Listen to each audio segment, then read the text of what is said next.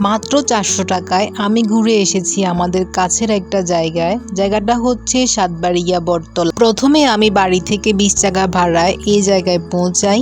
পৌঁছানোর পরে আমরা 200 টাকা ভাড়ায় নৌকায় উঠি। নৌকাটি প্রায় 1 ঘন্টা আমাদেরকে ঘুরায়। 200 টাকায় এই নৌকা দিয়ে ভ্রমণ করতে আপনার কাছে খুবই ভালো লাগবে, কারণ জায়গাটা অনেক বেশি সুন্দর। যারা কাছাকাছি ঘুরতে যেতেছেন তারা অবশ্যই এই জায়গাটা একবার ভিজিট করে দেখবেন। এই জায়গাটা এত বেশি সুন্দর, এত বেশি মনোরম, অনেক বেশি বাতাস আর অনেক বেশি সুন্দর হচ্ছে পরিবেশটাও। এখানের পানিও অনেক বেশি স্বচ্ছ। যারা ব্যস্ততার মধ্যে আছেন বা মন খারাপের মধ্যে আছেন বা ডিপ্রেশনে আছেন তারা অবশ্যই এই জায়গাটা ভিজিট করে দেখবেন আপনাদের কাছে অনেক বেশি ভালো লাগবে।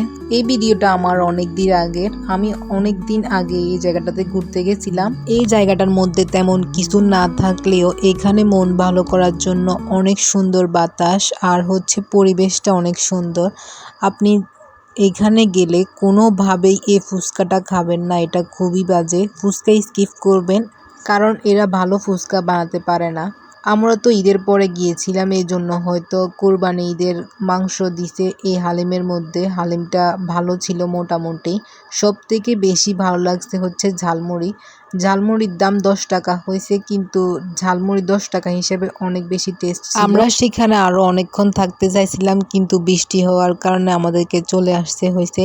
চাইলে আপনারাও এই জায়গাটা ভিজিট করতে পারেন। ভিডিওটা কেমন লাগছে অবশ্যই তা কমেন্ট করে জানাবেন। Thanks for watching.